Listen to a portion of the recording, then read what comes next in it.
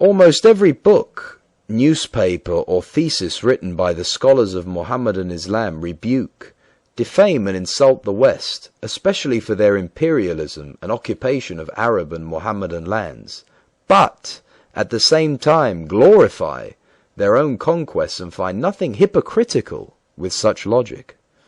What about their conquests? You are absolutely right in labeling their behavior as hypocritical.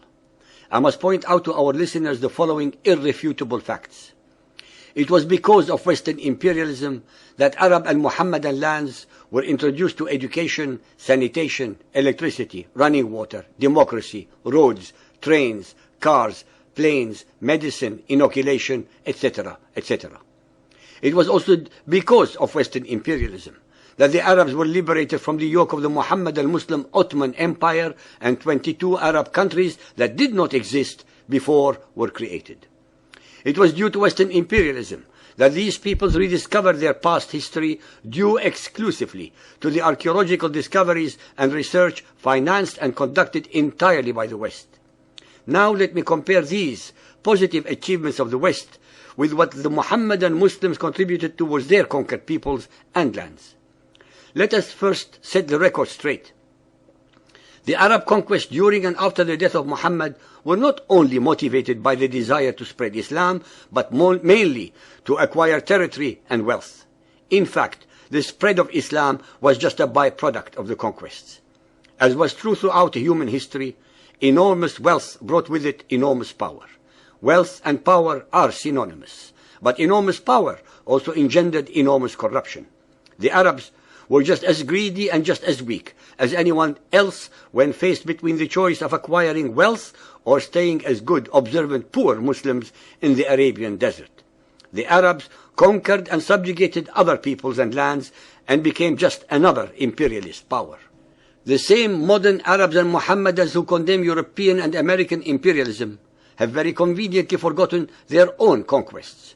Unlike all other imperial powers that have ceased to exist, Arab imperialism continues to this day, 1400 years later, in control and in subjugation of peoples and lands that never belonged to them except through conquest and enslavement. The speed with which the Arabs were able to conquer was astounding, and the main reason, especially in what we call today Syria, Iraq, Lebanon, Israel, and Egypt, was because most of these peoples welcomed them as would-be deliverers from the intolerance and subjugation of the Byzantine Christian Empire. Very few of the Arab victories would have been possible had the populace been hostile to them. It is the fact that the Arabs had absolutely no instruments of siege, nor were they adept at such warfare at the very beginning of their conquests.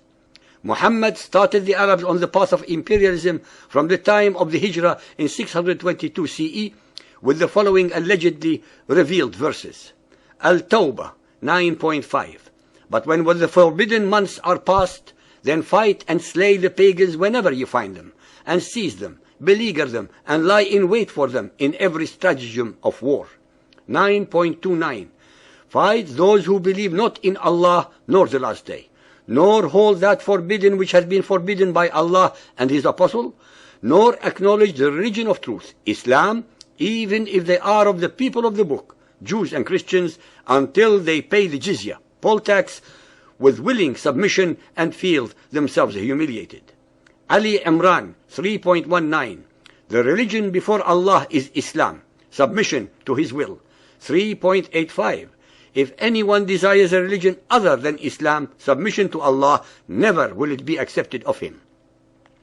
Muhammad started his jihad, plunder and slaughter sanctified by Allah, first against his own tribe of the Quraysh, then followed with the forced conversion or destruction of other tribes, the Arabians, then the Arabian Jews and the Christians. Based upon the above alleged divine revelations, the forcibly converted, illiterate and uncivilized Arab Bedouins, led by the caliphs who succeeded Muhammad, conducted wars of extermination and or subjugation against all of humanity from Iraq and Syria to Iran, from India to China, from Egypt to the Atlantic, and from Cyprus to Italy, Spain, and France. In about 100 years, the Arabs and their forced converts achieved an empire greater in size than that of Rome's of 1,000 years. This Arab empire caused the destruction, plunder of wealth and enslavement not only of millions of human beings, but also of temples, religions, civilizations, traditions, cultures, art and languages of the subjugated peoples and nations. The so-called Islamic arts were and are only copies of those of the Byzantine, Sassanid, and Indian civilizations. The so-called Islamic civilization is a first-class misnomer, because in reality it should be called the Mawali civilization, since the Arabs had no civilization to contribute to the enslaved peoples. On the contrary, it was the subjugated civilizations that gave the Arabs the foundations upon which to continue, with fits and starts, and against all the Islamic Sharia laws and Arab traditions, on the path that led them to greater enlightenment. Converse to all the lies and propaganda of the Arabs, past and present. Most of the scientists and luminaries of Islam were actually from among the Mawali, the converted subjugated peoples of Islam, such as the Persians, Syrians, Jews, Christians, Hindus, etc., as the Islamic records themselves assert. Without a shadow of a doubt, Arab imperialism has been the most enduring, the most destructive, and the least useful in the history of the world. This assertion is based entirely on the following indisputable facts. 1. There was no Arab civilization in the area and era of Muhammad. His followers were mostly illiterate and very simple and superstitious nomadic and semi-nomadic people. 2. The Arabs conquered several of the most ancient and established civilizations in the world, plundered them, massacred many, and enslaved and subjugated the remainder. This applies particularly to the Byzantine Empire, which fell more due to Christian infighting than to Arab military prowess. Arab and Islamic imperialism was so total that they forced the conquered peoples to convert to Mohammedan Islam, to lose their religious and cultural identities as well as their language. The Arabs could not and did not contribute anything to them, since they themselves were far inferior culturally, theologically, and intellectually. Arab imperialism, unlike that of the Persians, Greek, Romans, and the recent so-called Western imperialism, is almost totally parasitic. 3.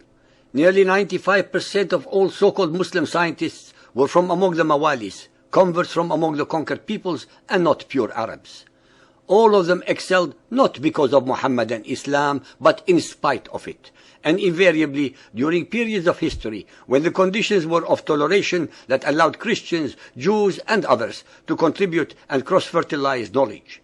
It is a given that a human intellect can only thrive under conditions of freedom of thought and the ability to exchange ideas and communication. It can never excel under conditions of theocratic terror, as invariably exists under the Sharia law of Mohammedan Islam. 4. Most of the so-called Islamic science was only built upon the foundations of Greek, Roman, Hebrew, Byzantine, Persian, and Indian knowledge, and had it not been for the translations of these ideas and thoughts by Christians and Jews of the Arabian Empire, Islamic science would not have existed. In fact, nothing of value, intellectual, artistic, spiritual, or literary, can ever sprout in the darkness cast by fundamentalist Mohammedan Islam upon all the peoples and lands that it occupies. Ladies and gentlemen, the most perfect example of the fundamentalist Mohammedan state was that of the Taliban in Afghanistan, a nation of mind-boggling ignorance, of depraved injustice and inhumanity.